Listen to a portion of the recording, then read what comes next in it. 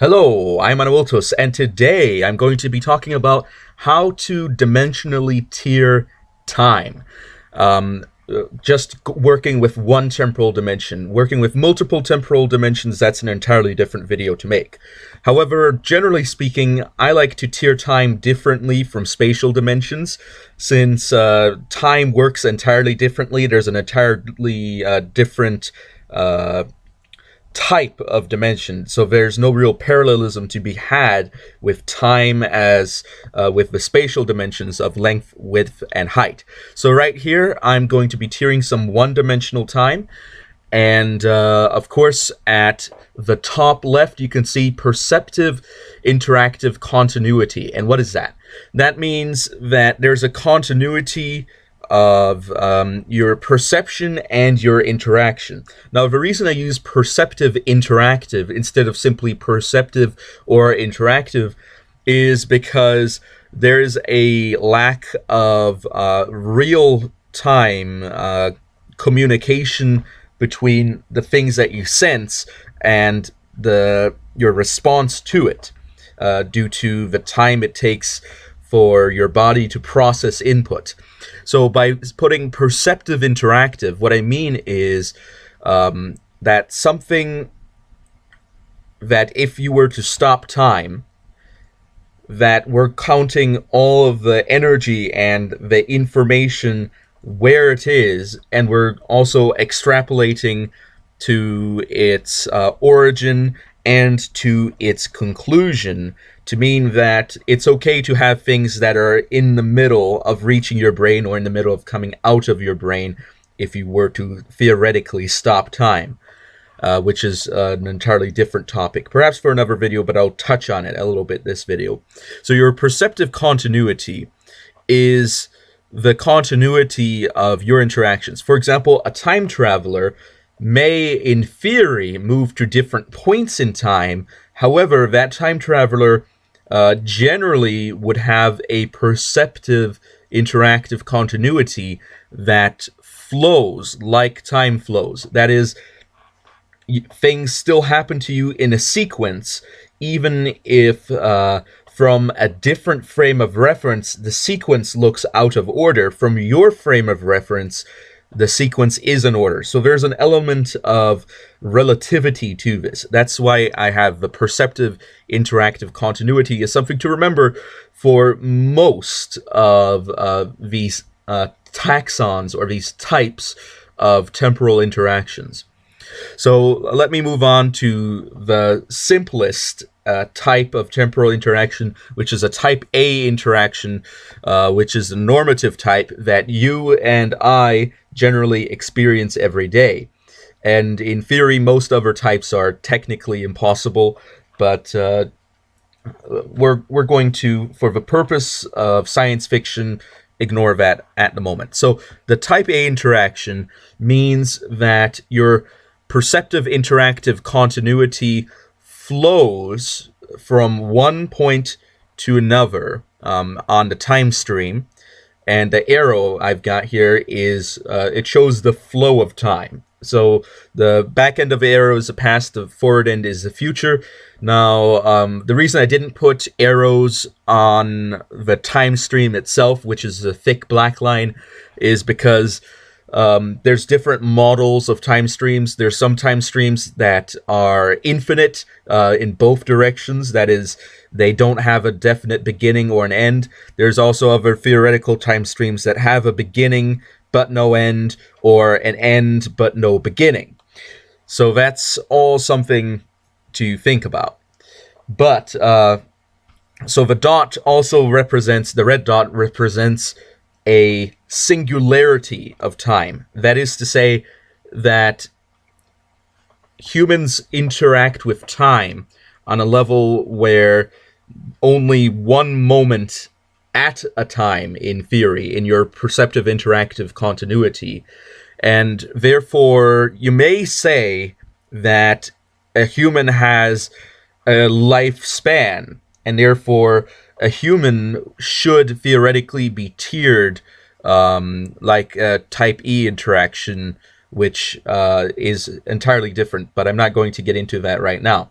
But the reason I put it as a singularity is because perceptively and interactively, a human is only capable of interacting with one point in time at a time.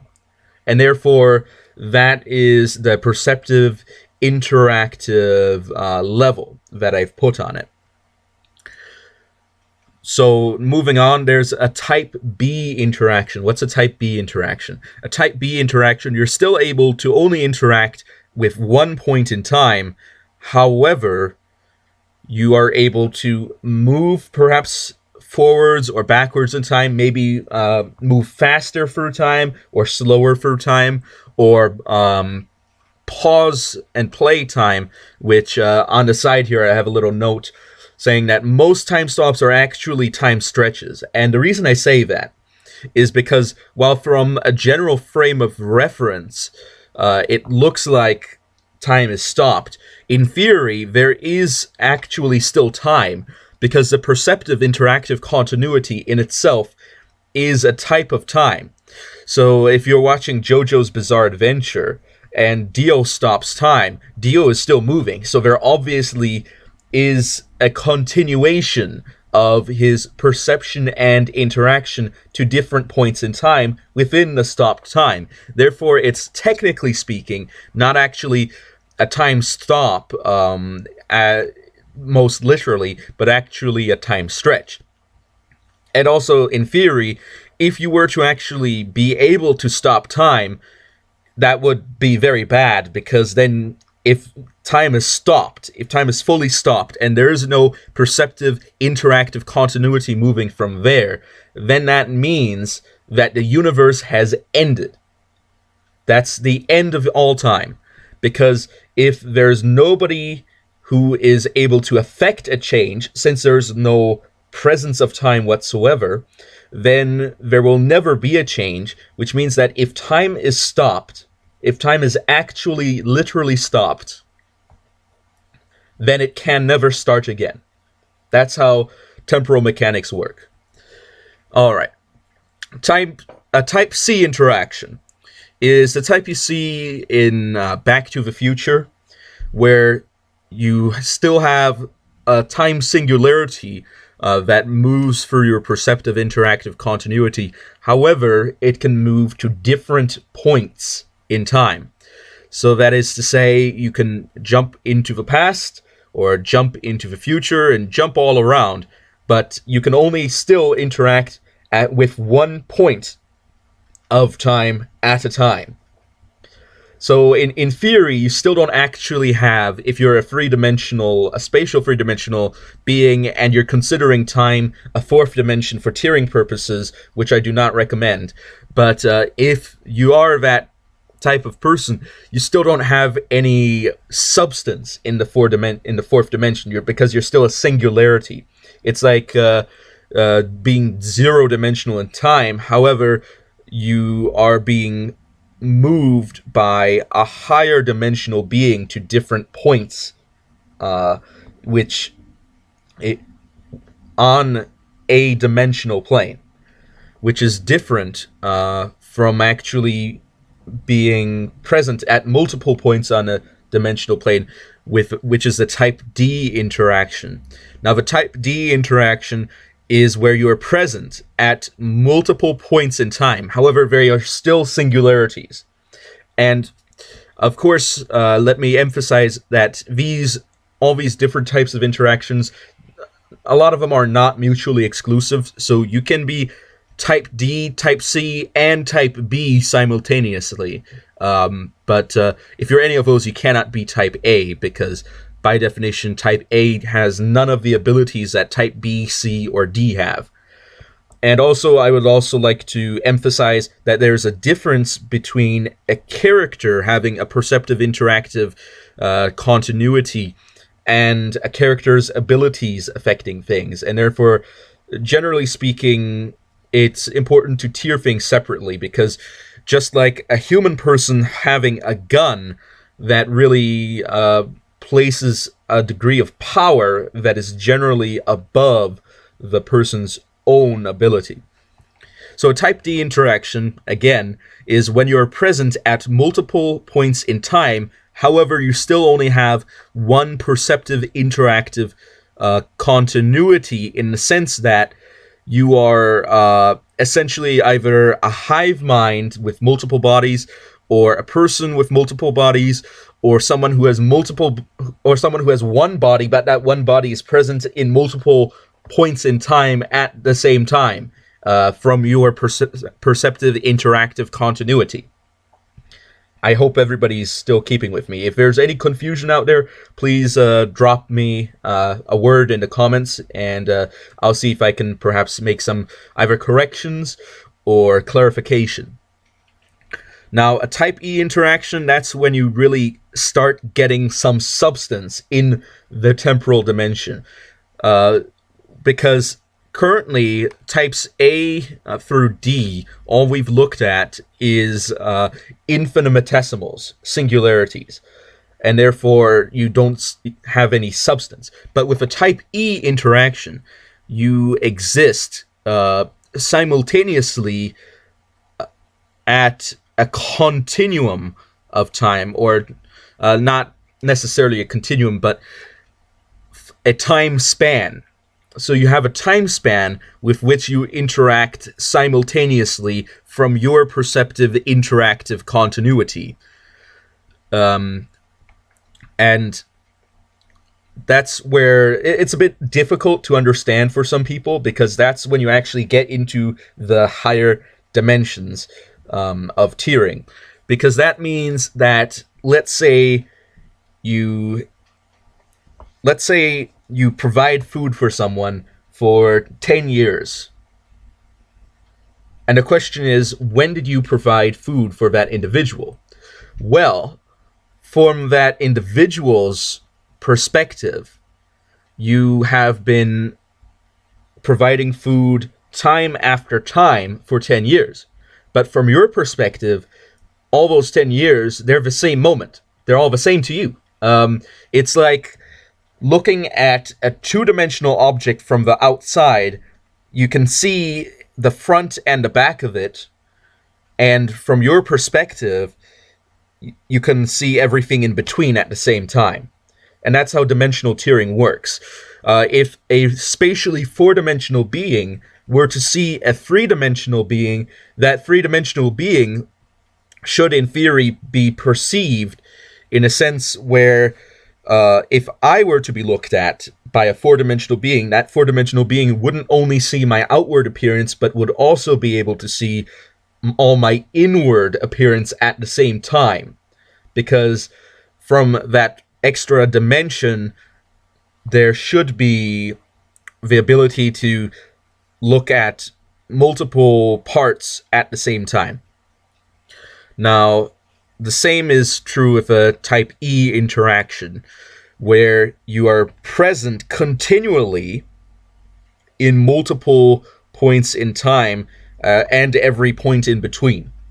And therefore that gives you a type of infinity, in a sense of an infinity of infinitesimals, which the types A through D strictly did not have. Now, a type E interaction may still have a type A normativity, in the sense where your existence may still flow through time, and that's when things get really confusing, where your existence flows through time, which means that points in time that you were at one point able to freely interact with, let's say for 10 years in a row, eventually fall out of your reach.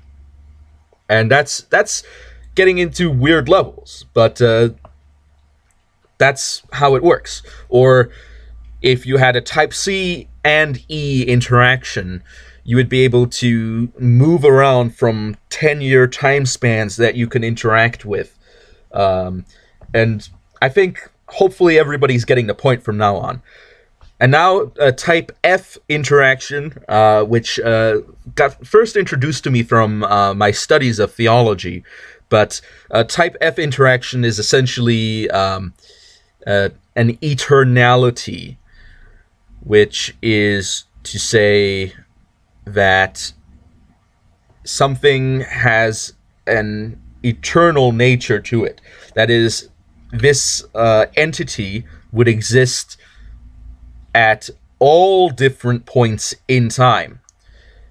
And in theory, you could argue whether or not immutability is something that comes with that or whether it isn't. But with a type F interaction, types A, B, C, D, and E interactions become entirely irrelevant to you because you are more powerful than any of those. Because with a type F interaction, you have the ability to change things from the beginning of time to the end of time, assuming those exist, and if they don't, then you have the ability to change things in an infinite time span. And that's where you become infinitely temporal or eternal. And so tell me what you thought in the comments. Was that something a bit simple or too complex? Or is there more clarification that you need to understand this? And perhaps you have a different theory. Perhaps you have you disagree with my perceptive interactive continuity concept or construct, as some might like to call it. But thank you all for watching, and I'll be seeing you all next time.